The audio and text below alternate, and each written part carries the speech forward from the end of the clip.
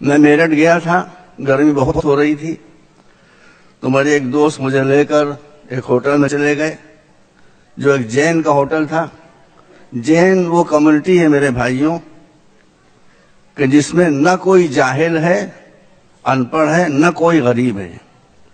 تو میں نے اس جین سے پوچھا کہ یہ آپ نے کون سا چمتکار کیا، جادو کیا ہے کہ آپ یہاں سے غربت بھی ختم ہو گئی اور جہالت بھی ختم ہو گئی؟ انہوں نے کہا کہ مولانا ہمارے یہاں جو چیزیں ہونا چاہیے وہ ہیں، جو نہیں ہونا چاہیے وہ نہیں ہے، سن لیجئے۔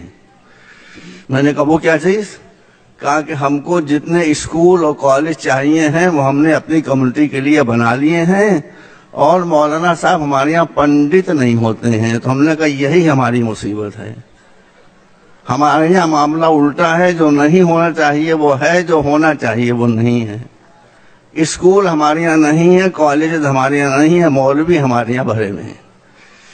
مولوی حضرات جو ہیں وہ نگیٹو پریچنگ کرتے ہیں، لوگوں کو غلط راستہ بتاتے ہیں، علماء ہمیشہ ملاتے ہیں اور جوڑتے ہیں۔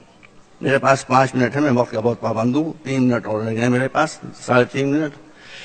دیکھیے ہمارے رسول نے فرمایا ہے کہ عقل مندی کی بات کہیں سے بھی ملے لے لو، ہندو کے منہ سے ملے لے لو، یہودی کے منہ سے ملے لے لو، کسی کے منہ سے ملے لے لو۔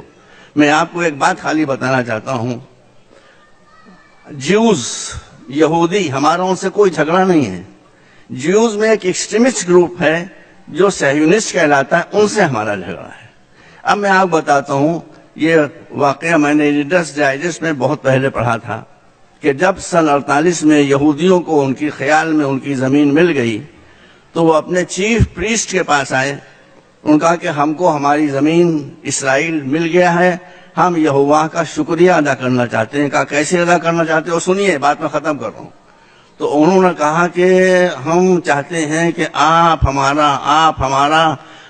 ہمارے لیے ایک بہت ہی بھویہ سینیگاگ بنا دیں، جیسی پوجا استھل نہ مسلمانوں کے پاس ہو، نہ کرسچنس کے پاس ہو، نہ ہندوؤں کے پاس ہو۔ سنیے، یہ عقل کی بات ہے، یہ وزڈم کی بات ہے۔ اس نے کہا، لوگوں نے کہا ایک ایسا بھویہ شاندار سینیگاگ بنا دیں کہ ایسا سینیگاگ، ایسا پوجا استھل کسی کمیونٹی کے پاس نہ ہو۔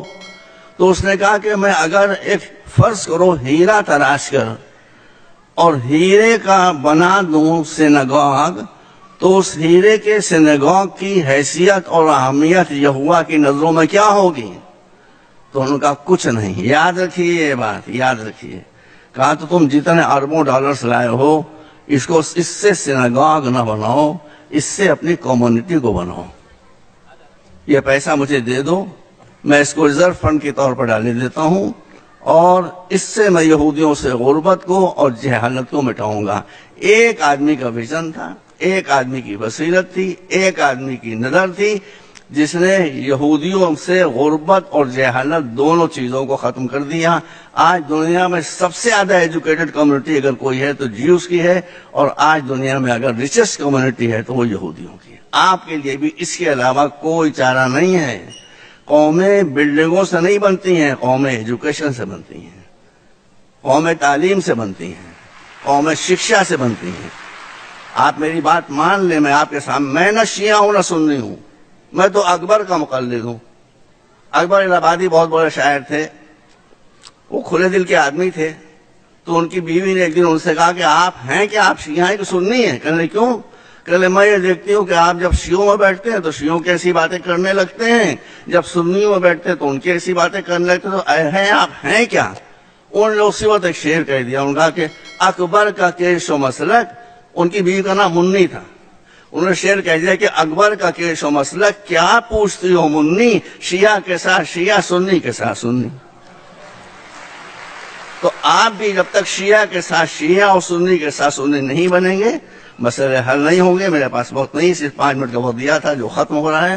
میں آپ کو آخری بات کہنا چاہتا ہوں کہ مولا علی نے ارشاد فرمایا ہے کہ جس کے پاس ایجوکیشن نہیں ہے اس کے پاس جو کچھ ہے وہ سب چلا جائے گا، جس کے پاس ایجوکیشن آ گئی جو کچھ اس کے پاس نہیں ہے وہ سب مل جائے گا۔ آپ کو عزت مل جائے گی، آپ کو پیسہ مل جائے گا، آپ کو حکومت، میرے دل سے نکلی ہوئی آواز کو آپ سن لیں اور دل تک پہنچا لیں کہ سب سے پہلے آپ کو اپنے بچوں کو ایجوکیٹ کرنا ہے. دیکھیے یہاں پر جو لوگ چنئی سے آئے ہوئے ہیں اور وہ میگھالیہ سے آئے ہوئے ہیں، ایک ایک آدمی نے کیسے کیسے کام کیے ہیں.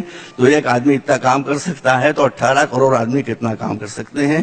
آپ کو یہ بات یاد رکھنا چاہیے کہ جہاں ایجوکیشن ہوگی وہاں کوئی ذلت نہیں ہوگی، جہاں ایجوکیشن نہیں ہوگی وہاں ذلت کے علاوہ کچھ نہیں ہوگا. وآخر دعوانا الحمدللہ رب العالمین. 5 منٹس اوور.